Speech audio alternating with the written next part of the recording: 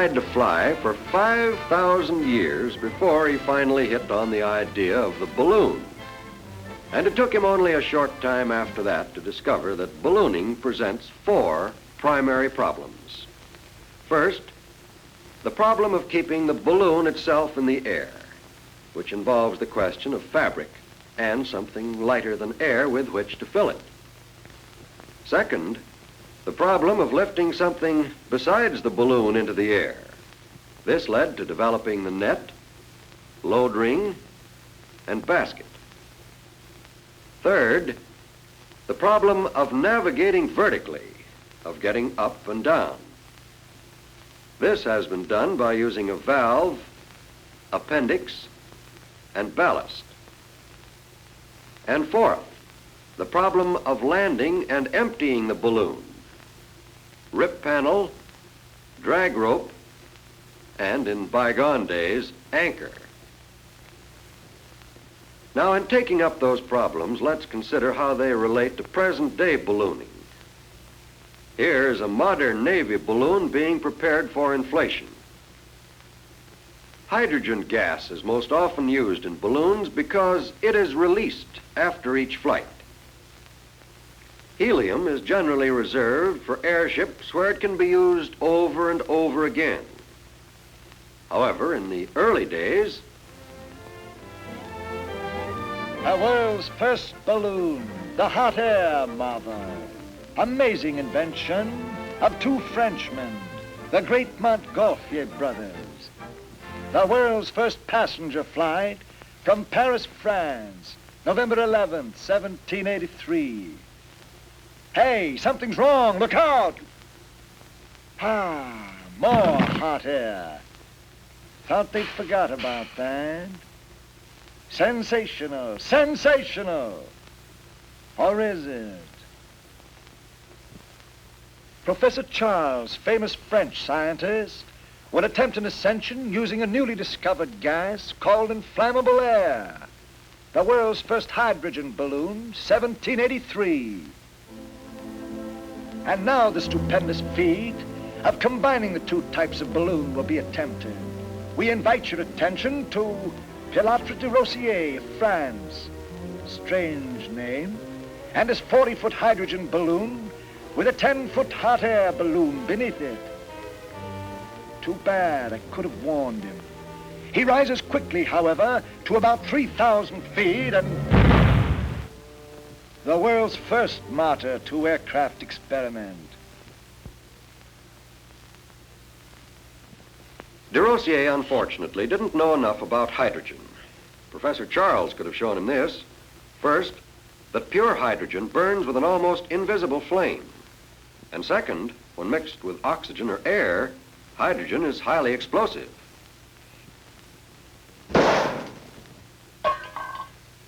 In the early days, hydrogen was prepared by pouring sulfuric acid over scraps of iron. Here is a simplified modern method of doing the same thing. Caustic soda and water are used instead of sulfuric acid, and ferrosilicon, a kind of ore, is used instead of scrap iron. The bubbles you see are hydrogen. The Navy today uses methanol, another name for wood alcohol, and water instead of sulfuric acid, and copper zinc oxide instead of scrap iron. Now then, just exactly why does hydrogen lift a balloon? The answer is that it doesn't. Hydrogen is used merely to hold the sides of the balloon apart, using as little weight as possible. Here's the way it works. Consider an extended balloon with air inside and out. Naturally, it doesn't go up because the air inside is just as heavy as that outside. But as we take the air out of it, the lifting force of the air outside increases. Archimedes put it this way. The loss in weight of a body immersed in a fluid is equal to the weight of the fluid displaced. So the total lifting force on our balloon is exactly equal to the weight of the air displaced. No more, no less. Obviously, if we left it a vacuum, we'd get the most possible lift. But any container light enough to serve the purpose collapses from the outside pressure. It seems to be necessary to have more pressure on the inside than you have on the outside. That's why hydrogen fills the bill so well. You can release enough hydrogen into a balloon to overcome that outside pressure, keep the sides of the balloon apart, and still not add very much weight. Hydrogen is only about 1/14 as heavy as air. Now, if the balloon is tied off so the gas can't escape, it expands as it rises, simply because the air thins out as the altitude increases, thus lowering the outside pressure. Another factor is sunlight. Direct rays of the sun heat the gas and cause it to expand. A balloonist must be on the most intimate terms with both Charles' law and Boyle's law. Charles' law: the volume of a gas is directly proportional to its absolute temperature. Boyle's law: the pressure exerted by a gas is inversely proportional to its volume. If these laws are ignored, the balloon may explode. Warning: watch the pressure inside your balloon. And that goes for ordinary coal gas, too, just like out of the stove. First tested and proved by Charles Green, famous English scientist, in 1821. It's cheaper, it's handier, but heavier than hydrogen. First portable hydrogen plant, invented during the Civil War by Abraham Lincoln. Oh, pardon me, invented by Professor Lowe, L-O-W-E Lowe, the first official aeronaut of the U.S. government. Note the small boxes, boys. Washing machines to get rid of the sulfuric acid. Here's World War I. No gas generator in sight. The hydrogen is forced under high pressure into cylinders, which can then be stored or carried almost anywhere. The same system is used today. Now we come to the second half of the first problem, the question of fabric to hold the gas. Curiously enough, the best balloon material is a kind of animal tissue. It's called gold beater's skin, found in cattle just aft of the appendix. Gold beater's skin is cemented to balloon cloth as a lining. It's very light, thin, tough, and almost completely impermeable to hydrogen. But it's hard to get in sufficient quantity and expensive. So it's not surprising that the next best fabric, namely silk, took an early lead and remained the favorite up through Civil War times. One of the most colorful incidents in the war was the use of a so-called petticoat balloon, made of the beautiful silk gowns of Southern belles. However, through a fortunate combination of economics and science, cotton forged into the lead during the 80s and has stayed there ever since. Cotton is even stronger than silk when treated with rubber, real or synthetic. It wears better, it's almost as light, and it won't generate a spark the way silk will when rubbed. What's more, it's far cheaper. New materials are constantly being tested and developed. Cellophane, for example, holds gas very well, and it's light and flexible. However, it doesn't last, and it tears too easily. Maybe these difficulties will be overcome. In any case, it appears certain that synthetic materials will become increasingly important in the preparation of balloon fabrics. The second problem, that of lifting something besides the balloon itself into the air, involves the development of the net, the load ring, and the basket. The famous Charles balloon of 1783. Kindly note the load ring at the equator and the net strung only over the top half of the balloon. 1793. The net now covers the entire balloon. The load ring has dropped below the balloon.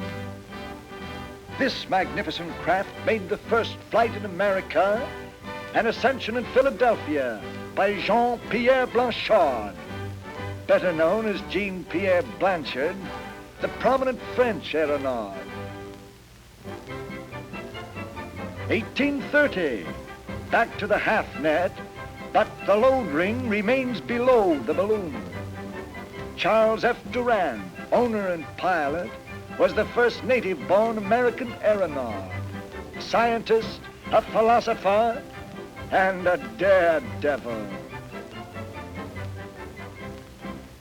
In 1859, this balloon set a world's distance record that stood for 40 years. Missouri to New York, 809 air miles in about 20 hours. John Wise was the owner and pilot, famous in early American aviation. Looks like he's got a boat there. That's something new. Professor Lowe in the Civil War used a double ring, a load ring and a basket ring. One on his finger for luck. And the basket itself is fairly small. Well, he didn't need to carry supplies and navigating instruments. He wasn't going any place, just sitting and looking. World War I brought a balloon of radically different shape, a captive balloon called the kite balloon. This was developed to overcome the balloon's tendency to swing in a circle when held captive. Tail cups were used as stabilizers. Air-filled lobes served the same purpose on a later type. Note the lack of a net. Lines were secured by so-called finger patches, and the load ring was a horizontal bar. One of the great American balloonists of the 20s was Ward Van Orman. He improved on Wise's precautions against a water landing by using pontoons and carrying a rubber life raft. This was the forerunner of the rubber boats carried in today's combat planes.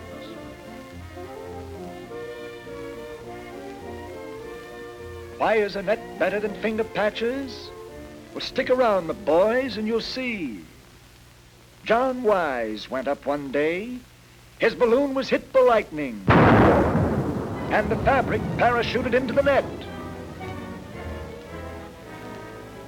To make sure it wasn't just luck, he went aloft and did it again. Worked exactly the same, and has ever since. The next problem, the third, deals with the navigation of the balloon vertically. This is taken care of by means of the valve, appendix, and ballast. That first hydrogen balloon way back in 1783 had all three of these elements. In the first place, an open appendix allowed gas to escape naturally as pressure increased. Then, when Professor Charles wanted to release more to descend, he opened a valve at the top and let more of it out. Of course, when the balloon came down, some air came in at the open appendix, and you couldn't call that good. But we'll consider that in a moment. Professor Charles learned about ballast the hard way. When he landed after his very first trip, he politely helped his passenger out. Silly boy. Moral, release ballast in small quantities. The balloon appendix started out as little more than a hole in the bottom of the balloon. But that was unhandy to deal with, and so gradually a tube was extended from the opening. Until in 1793, it was long enough to drape over the side of the basket. Possibly this was an effort to keep the gas from seeping down onto the head of the balloonist. But, of course, hydrogen drifts up, not down. So there was a gradual retreat until many experiments finally fixed the appendix at its present-day length. As we've already seen, a balloon that's descending always has a tendency to parachute. And if the appendix is open, air goes into it.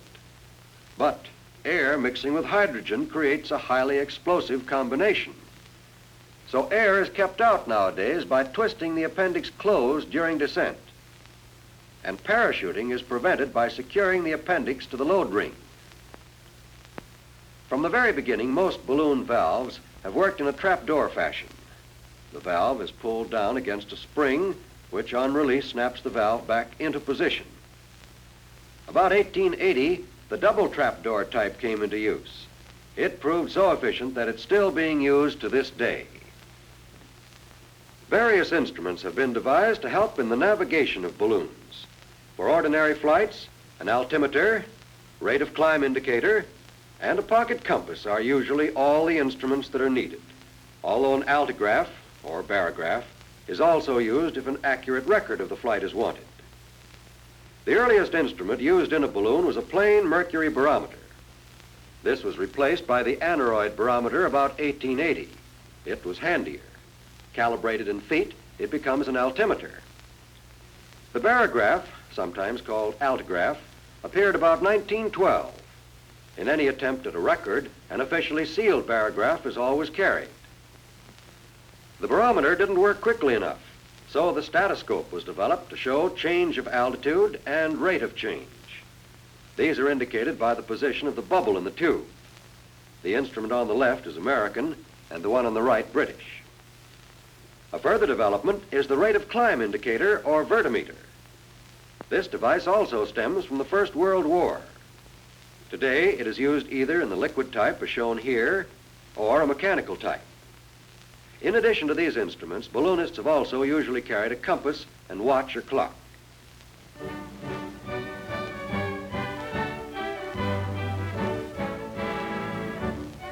We take up the fourth major problem in ballooning now, the landing.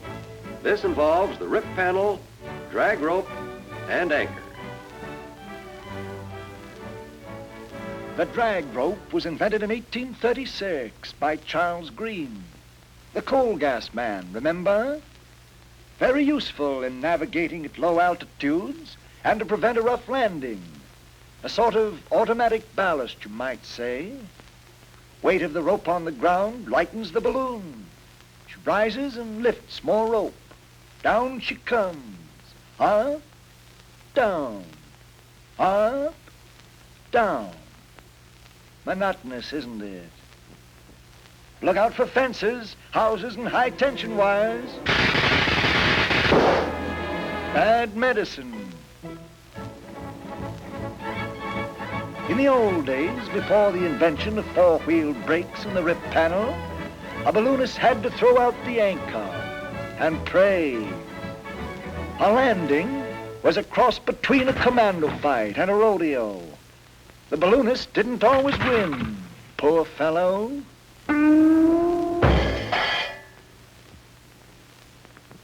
Since John Wise invented the rip panel in 1850, various styles have developed, of which these three are typical. The peeling type, cemented in place. This can be difficult to pull if it's left in place too long. A variation, the V peeling type, sometimes used on stratosphere and racing balloons. And three, the cheese cutter type. The fabric is torn, either the envelope itself or a fabric strip. The Navy today uses the first mentioned method. The panel is lightly cemented, not too long before use. This affords a gas-tight closure that can be handily ripped out and easily replaced. Now let's have a look at some of the uses of balloons. First, balloon racing. Probably the greatest single factor in creating public interest in lighter-than-air flight has been the balloon race, notably the big national and international events. Every year from 1906 to 1935, except during World War I, an international race was held for the James Gordon Bennett Trophy. American entrants were selected by a national race for the P.W. Litchfield Trophy, and the contests were open to all, Army, Navy, or civilian pilots. The first international race, starting from Paris in 1906, was won by an American pilot, F.P. Lamb. He covered 402 miles to the northern part of York County, England. Probably the most spectacular of the big races was the 1910 event. Starting from St. Louis, Missouri, the winner, A.R. Hawley, representing the United States, sailed 1,171 miles to St. John's, Quebec. He was lost for almost 2 weeks in the Canadian wilderness. 2 years later, starting from Stuttgart, Germany, the French pilot A. Bien-Aimé won the race with a record-smashing 1,298-mile flight to Moscow. But balloon racing did more than prove the great distances that could be covered in sustained lighter-than-air flight. One of America's leading balloonists, Ralph Upson, in preparation for the 1922 national race, organized the first system of aviation radio weather reports, an invaluable contribution to the progress of aviation. The fact is that many of the men interested in balloon racing have proved to be leaders in aeronautical development. Ward Van Orman is one of the outstanding figures. 3 times an international race winner, Van Orman has pioneered in several important ballooning improvements. It was Commander Rosendahl when this was taken at a national balloon race in 1927. Today, Admiral Rosendahl, as Chief of the Navy Airship Training and Experimental Command, directs the entire field of military lighter-than-air development for the United States. The winner of the national race from Pittsburgh in 1929 was Lieutenant Settle, an ardent balloon race pilot and a scientist as well. But the name Settle became much better known for a considerably different aspect of ballooning, the stratosphere flight. In 1933, Settle went aloft almost 12 miles. Yet, sensational as that record was, it stood only 2 years. The reason was that stratosphere flights during the 1930s became almost an international passion. In 1934, 3 Army men, Stevens, Kepner, and Anderson, tried unsuccessfully for a record. And then, a year later, 2 of them, Anderson and Stevens, brilliantly succeeded with an ascension of almost 14 miles. What did they hope to find? Why did they go up? Well, the main purpose was to study cosmic rays, mysterious shafts of energy that constantly rain down on the Earth. Also to collect samples of air, dust, bacteria, and make other scientific studies. Their findings were valuable and could have been obtained in no other way. Such flights date back to 1862, when 2 English scientists, Coxwell and Glazier, ascended 37,000 feet. The outstanding modern flights have been those of Mr. and Mrs. Piccard, 1934, 57,579 feet. Settle and Fordney, 1933, 61,237 feet. And Stevens and Anderson, 1935, 72,395 feet. This is the greatest altitude ever reached by man. But balloons carrying only equipment have reached even higher. Radio sonde balloons, equipped to send constant reports back to Earth by radio, have climbed as high as 86,000 feet. And at this point should be mentioned the fact that aerologists constantly use small balloons to determine wind direction and velocity. Here's the operation of sounding, as it's called, being performed aboard a carrier, which serves to remind us of still another use of balloons. Balloons in war. The first war balloon was used by the French at the Battle of Flores in 1794. The Austrians might have shot it down, but didn't, figuring the balloonists were taking enough risk, just going up in such a fool contraption. The Civil War balloon telegraph. Before this, they used to shout, wig-wag, or throw rocks at each other, to which messages were sometimes tied. This was the first step on the road to radio. Recognize this? It's the grandpa of all aircraft carriers, the first one in history. The G.W. Parke Custis, used by the Federal troops on the old Potomac. It had no motors, was pulled by a tug. Sometimes the boys had to help out by rowing. You may not believe this, but during the siege of Paris, the French not only established the first airmail service, but even published a newspaper that was sent by balloon post to the provinces. Over 3 million letters were carried airmail.